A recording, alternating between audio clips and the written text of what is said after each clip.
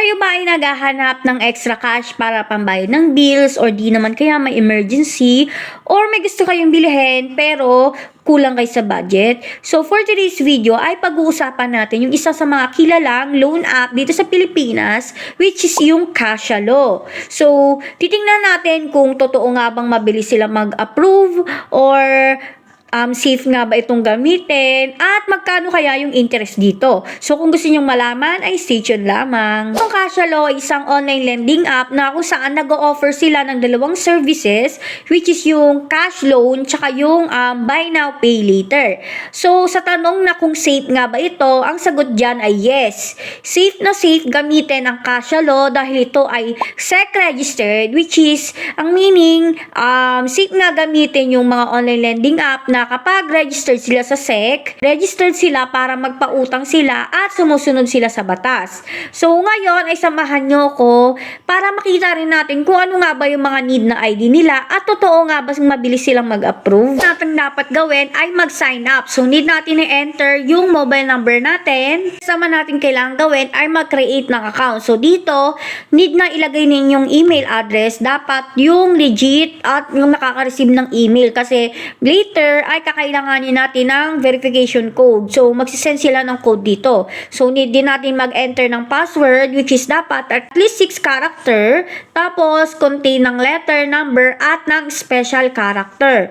Pag nakagawa na kayo ng account, ang next naman natin is i-click lang natin itong mga privacy policy nila which is yan. Kapag na-scroll na natin sa bottom is i-accept lang natin to ng i-accept. Ang next naman natin is yung personal information natin. Ilalagay nga natin yung given name, last name. So, kung makikita nyo dito, may nakalagay na as shown on your ID. So, dapat yung ilalagay nyo dito is yung kung ano talaga yung nakalagay sa inyong ID. So, syempre, Philippines, yung citizenship natin. Tapos, gender, kung female or male. Tapos, marital status, kung married kayo or hindi. Tapos, yung employment naman, dito nilagay ko is housewife lang. So, wala talaga akong nilagay na work dito. Yung next naman is optional lang, pero kung gusto nyo mas malaki yung chance na ma-approve kayo, ay lagyan nyo to. So, ito nga yung mother's maiden name ninyo or yung pangalan ng nanay ninyo nung pagkadalaga. Tapos, educational attainment, kung nakagraduate pa kayo ng high school graduate or college.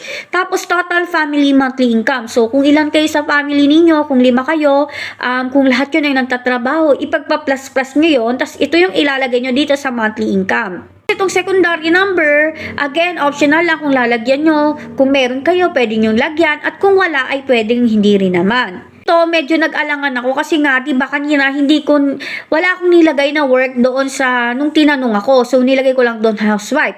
Dito, walang option na pwede skip siya. Kaya, ang nilagay ko na lang dito, kung magbasa nyo rin naman yung company name, if unemployed, type none. So, nilagay ko na lang none. Lahat to, none yung nilagay ko. So, next naman is yung pag-verify natin using yung our IDs. So, i-click na natin to at tingnan natin kung ano-ano yung mga tinatanggap nila. So, dito pa lang, makikita nyo 1, 2, 3, 4, 5, 6 lang na IDs ang tinatanggap nila. Which is yung mga primary ID lang. So, driver's license, TIN ID, PhilSci ID, passport, SSS ID, at UMID ID. So, dito nakalagay na currently, we do not accept e-Phil IDs. Please use one of the options below. So, ang next naman is yung selfie nga. After ng selfie, dito sa huli, ilalagay nyo na yung gusto nyong cash out option.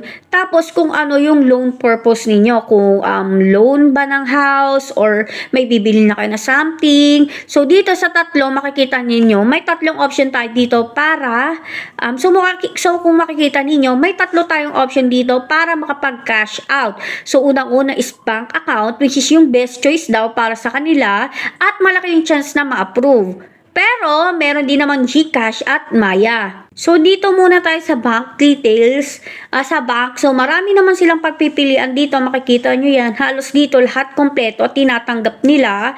Pero, dito sa GCash at sa Maya, ang sabi nila dito, at kung ano daw yung number na ginamit niyo nung nag-apply kayo dito sa Cashalo, dapat same din yung number na ibibigay ninyo na GCash kasi or sa Maya. Kasi kapag hindi, mas malaki yung chance na hindi ma-approve.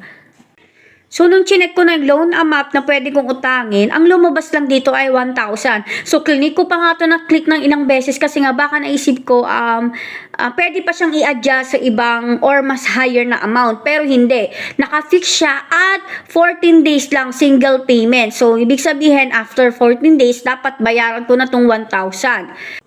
So, hindi ko muna kinuha yung 1,000 na yon kasi parang nabababaan pa ako sa credit limit na yon.